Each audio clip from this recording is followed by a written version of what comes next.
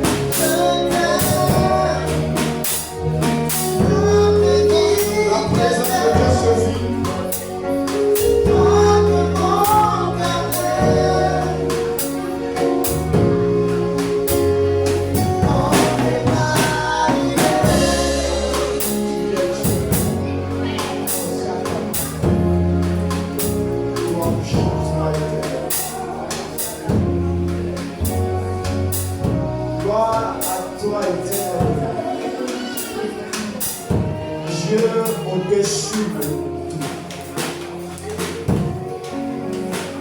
Dieu merveilleux. Ta grandeur est insondable. Ton règne est éternel.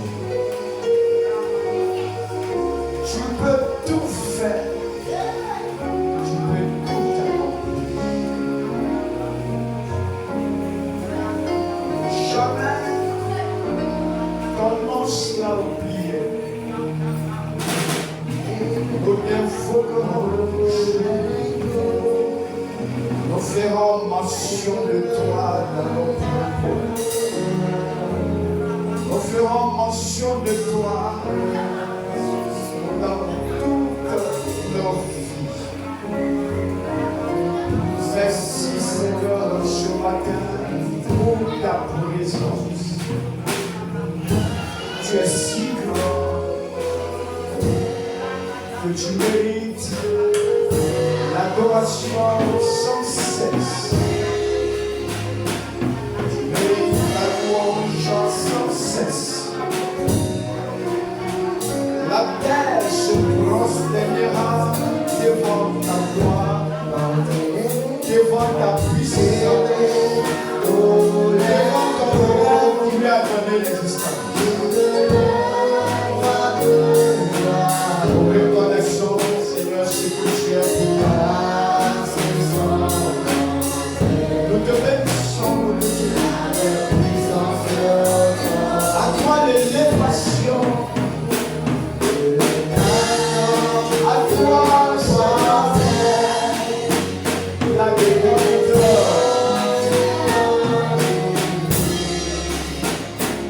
Sans toi, on n'a pas de joie.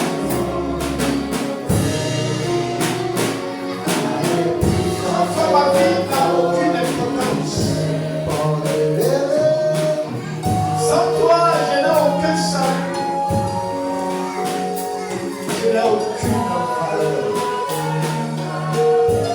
Et c'est ce que chacun ici ressent de toi. Alors, la joie remplit notre cœur. Est-ce que nous avons un Dieu? Le Dieu unique à son genre, qui nous assure la protection, qui nous assure la santé, qui nous assure toutes choses. La bonté est parfaite. Tout ce qui émane de toi est parfait. C'est pour cela que ce matin, nous sommes remplis d'adoration. Nous sommes remplis de détermination pour t'obéir, pour te glorifier, pour t'écouter, pour te suivre, pour te laisser nous guider, nous laisser diriger, afin de ne pas nous perdre. Afin de ne pas être privé de ta divinité et des ressources divines que tu as pris. Merci Seigneur. Et que la grandeur, la gloire te revient. Au nom puissant de Jésus de Nazareth. Merci. Merci mon Dieu.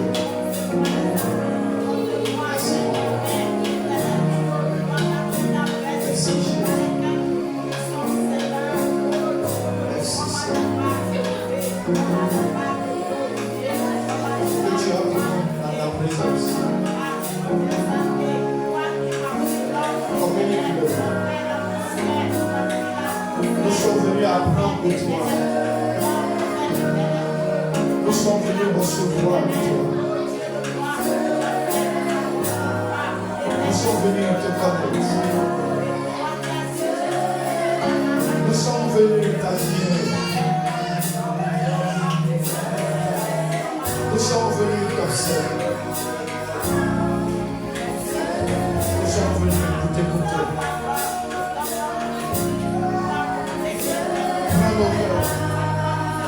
Prends nos vies.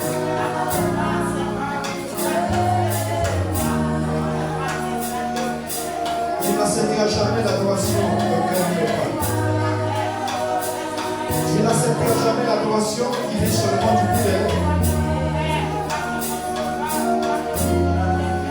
Et l'adoration qui vient d'un cœur totalement soumis à toi. D'une fille soumise à ton obéissance. C'est cette adoration-là que tu peux faire. C'est cette adoration-là que tu peux faire. Et nous voulons en faire partie de tes élus ce matin.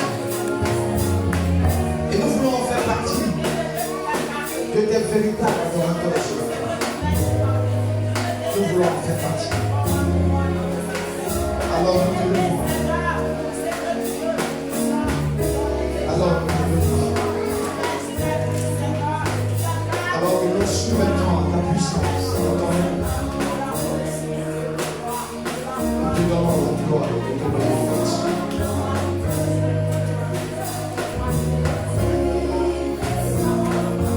Nous laissons pleinement ton règne se manifester en toi. Merci.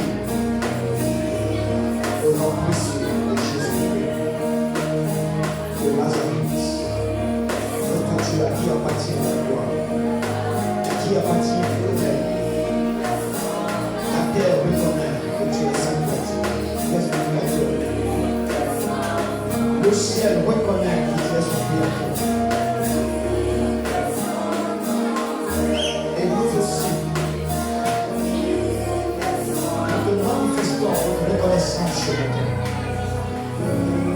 Et la gloire et l'honneur pour nous, au nom précieux de Jésus. Amen. Alléluia. Donnons une acclamation à notre Seigneur.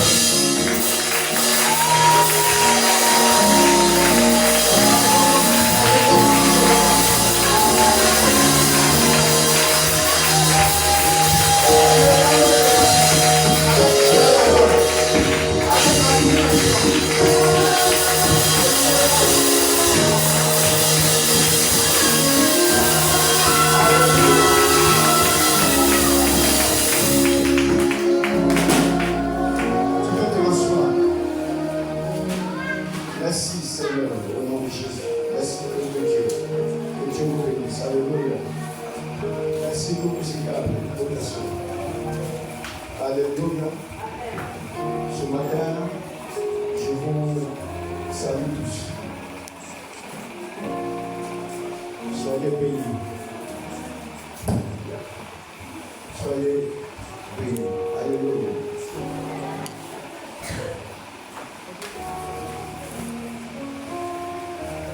Notre Dieu règne. Son règne nous procure la joie, la santé. Son règne nous procure l'assurance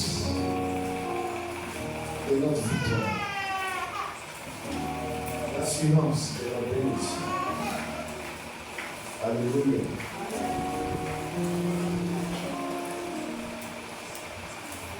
Ça va bien? Les nouvelles sont bonnes, j'espère. Et en Jésus, les nouvelles seront toujours bonnes. Que le diable ou pas, les nouvelles seront toujours bonnes.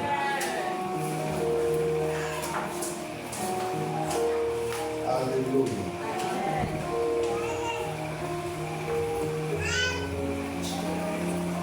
Ce matin, nous sommes devant la présence de notre Dieu.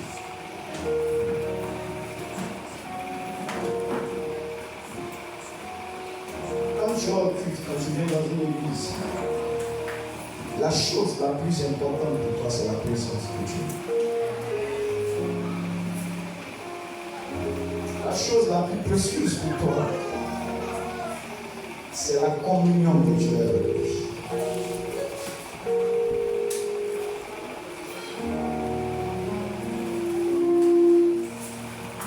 Et désire également recevrons toujours de lui.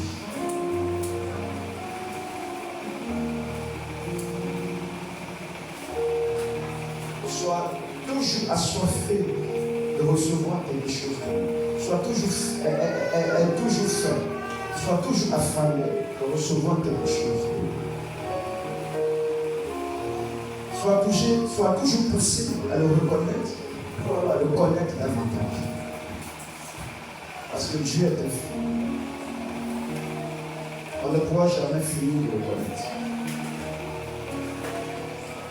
On ne pourra jamais finir d'apprendre de lui, de recevoir de lui.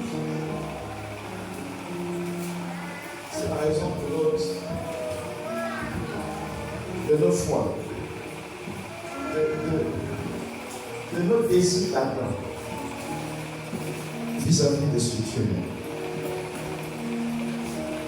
Et ce matin, c'est ce que nous sommes venus chercher.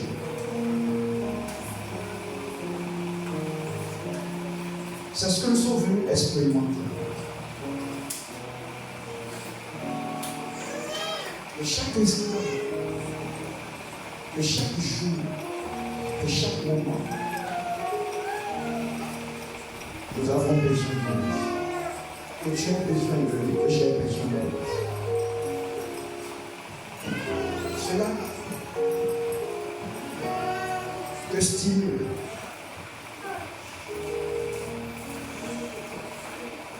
À le chercher davantage. Parce que tu sais qu'il fera toujours quelque chose de nouveau pour toi. Alléluia. C'est pour cela qu'on ne peut pas prendre de congé quand il s'agit du culte.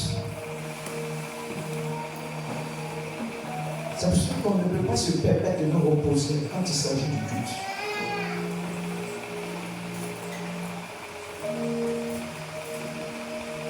On ne peut pas se permettre de nous priver, ou alors de se priver de ce que Dieu est prêt à nous donner.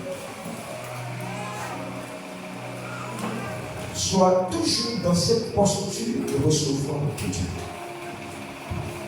Est-ce que tu me comprends ce matin?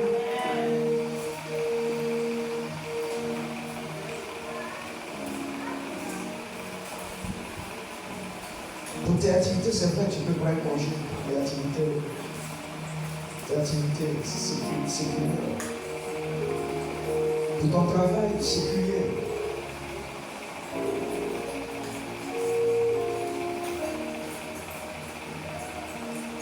Mais pour ton intimité avec Dieu. Pour ta relation avec Dieu. Il n'y a pas de repos à cela. Il n'y a pas de suspension à cela. Amen. Amen. Non. Il n'y a pas de suspension. Que ton cœur bouge. Que ton cœur bouge. Et un désir brûlant pour Dieu. C'est pour cela que ce matin, nous allons aborder cette thématique.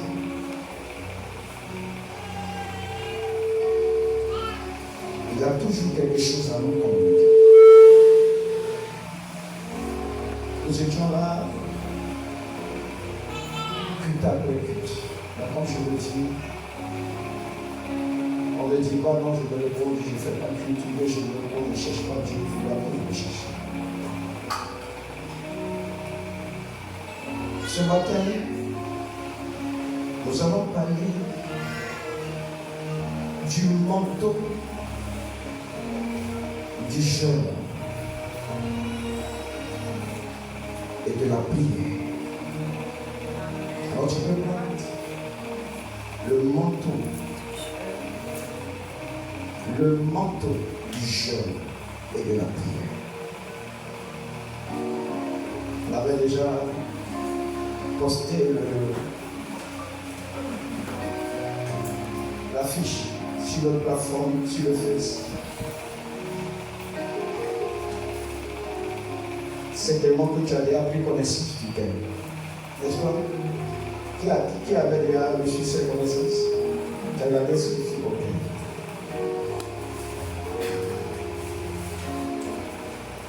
Nous allons t'enrichir dans ta quête d'apprendre et de recevoir de Dieu.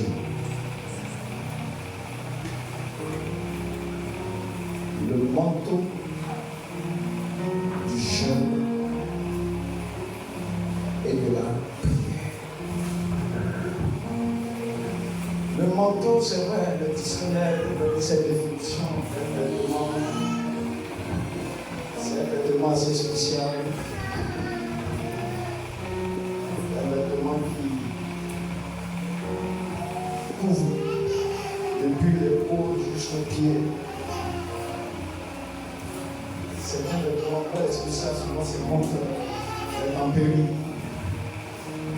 le froid. On peut porter ça sur notre vêtement. Ça, c'est juste l'aspect physique. Mais il n'y a pas que ça à dire.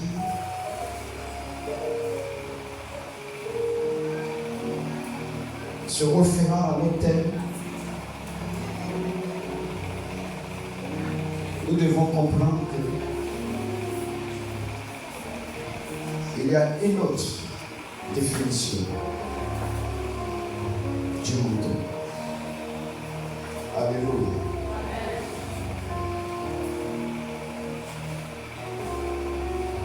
Une définition assez spéciale du manteau.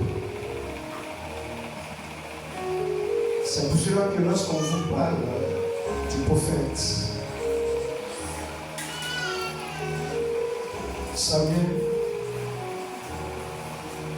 du prophète Élie,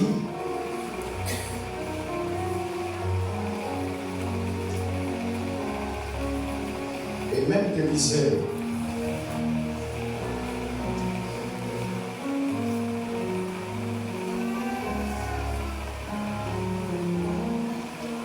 le manteau pour eux est quelque chose de très spécial.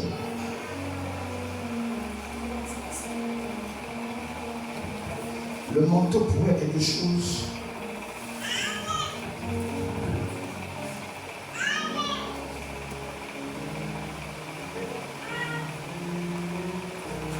de très fort.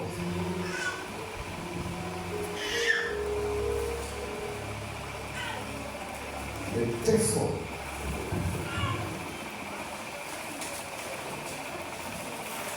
Une référence qu'on va voir concernant le manteau.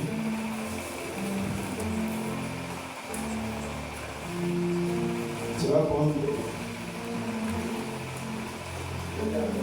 Va avec moi.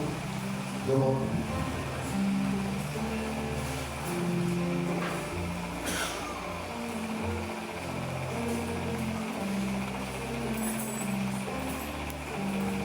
Juste pour comprendre la définition spirituelle du manteau.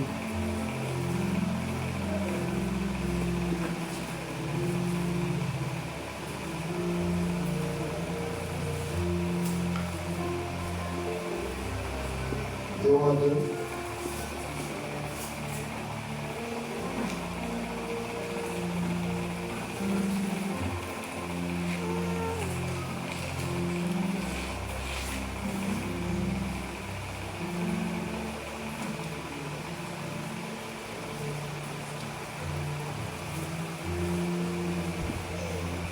Gloire à Dieu. Verset 8. Gloire à Dieu, verset 8. On reste là, gloire à Dieu, pour comprendre un peu l'aspect spirituel. Je lis la parole de Dieu, on peut s'asseoir. Je vous permets ça. Alors Élie prit son manteau, le roula, et il en frappa les eaux, à les eaux du Jourdain, qui se partageaient ça et là, et ils passaient toutes deux à ça, grâce à elle. son fils spirituel disait ainsi. Et à partir du manteau qui est sur lui.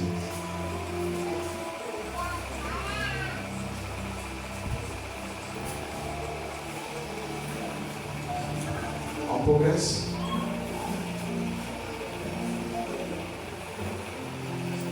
Verset 12. Quand Élie devait monter, vous voyez, Élie a été enlevé. Il a été enlevé. Vous comprenez ce matin?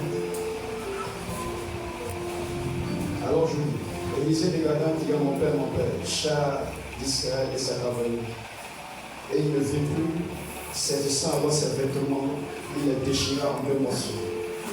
Il releva le manteau qu'Élie avait laissé tomber. Il releva le manteau qu'Élie avait laissé tomber. Puis il retourna et s'arrêta à bord du chemin. Il prit le manteau qu'Élie avait laissé tomber et il en frappa les eaux et dit: où est l'Éternel, le Dieu d'Élie? Et lui aussi frappa les eaux qui se partageaient ça et là et il laissa passer. J'ai pris ce exemple pour que tu puisses comprendre, que tu puisses entrer dans une compréhension spirituelle de ce thème que nous allons aborder ce matin. Vous allez voir des rois comme Saül. J'étais couvert de manteau.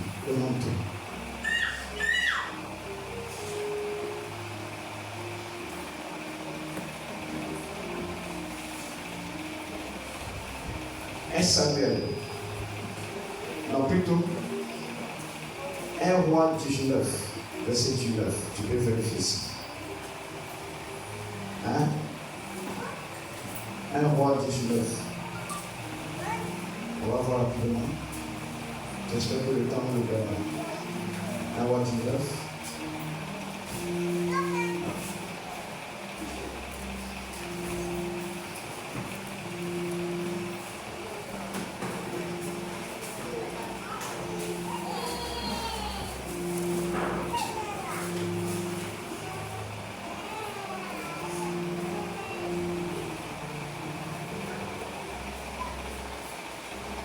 Peut-être plutôt un Samuel, je suis beaucoup d'erreurs aujourd'hui. Un Samuel 18.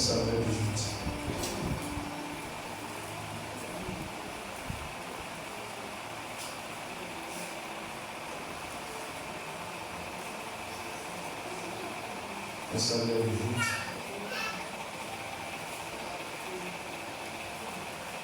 Un Samuel 18, le verset 4.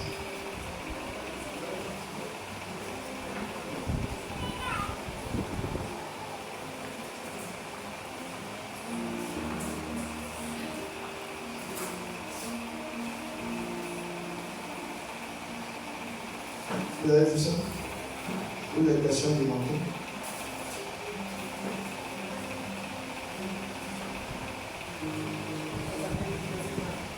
Il ôta le manteau qu'il portait et donna à David. Vous voyez? En tant que roi, il avait le manteau du roi. Il avait le manteau du roi.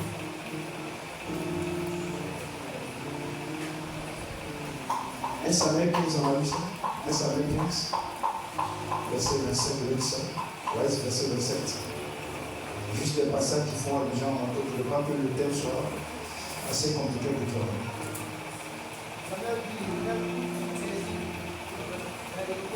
C'est le verset 27, non?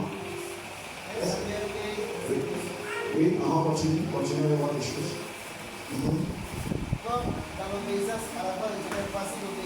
Non, 27, j'ai dit. Bon, allons-y. Oui. Et comme Samuel se tournait, il s'en allait, Saül le saisit par le pan de son manteau. Ce péché-là. Samuel lui dit: l'Éternel déchire aujourd'hui le dessus de toi la royauté d'Israël. Et quand Samuel va déchirer le manteau de... Parce qu'il lui annonce que Son règne, c'est fini. Voilà ce que Dieu va faire. Il vient pour nous porter une nouvelle homme, ça il n'a pas de la nouvelle main. Peut-être par un geste inattendu. C'est ça. Il saisit le manteau du prophète. C'est lui, je parle du prophète. Et le manteau était quoi? Hein? Le manteau est quoi? Le déchet. Et qu'est-ce que ça veut dire? C'est ainsi aussi. Oui.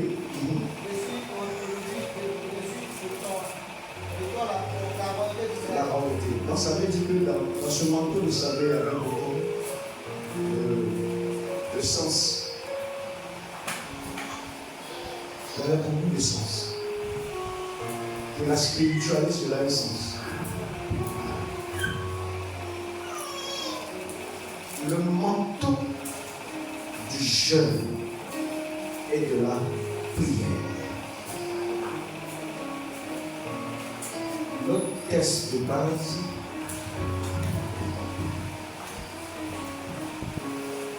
Exode 24. Je crois. On va prendre Exode 24. Exode 24. Vous voyez? Et puis, là, je crois que tout le verset peut nous aider, tout le chapitre. Tout à l'heure, je vais sélectionner quelques versets. Et puis, Exode 33, 28. Exode 24, tout le chapitre. Et puis, tu ajoutes Exode 33, 28. Quand je parle de test de base, de là va découler tout ce que nous allons voir autour de ce thème.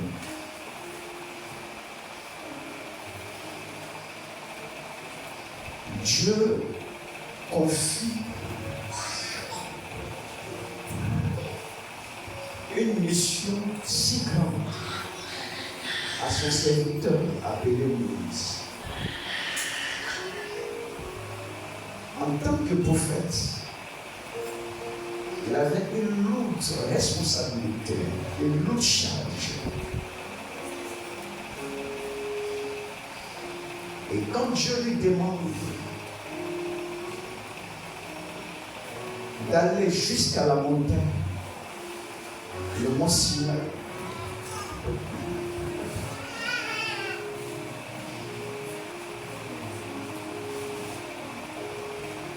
c'est pour passer un temps d'intimité, pour passer un temps de révélation, pour passer un temps de consécration avec son Dieu.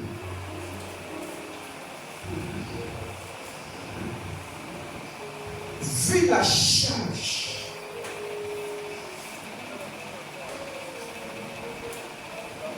que cette mission comportait,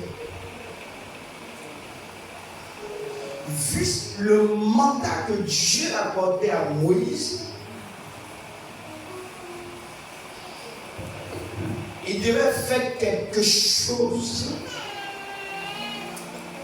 de très fort, de très important dans le spirituel, dans sa marche avec Dieu, dans sa connaissance avec l'Éternel Dieu.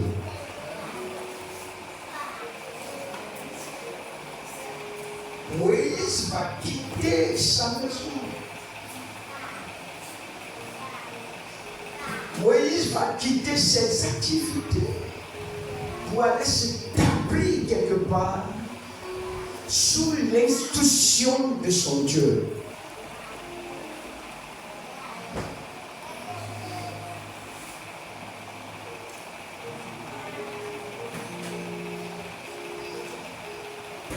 Alléluia.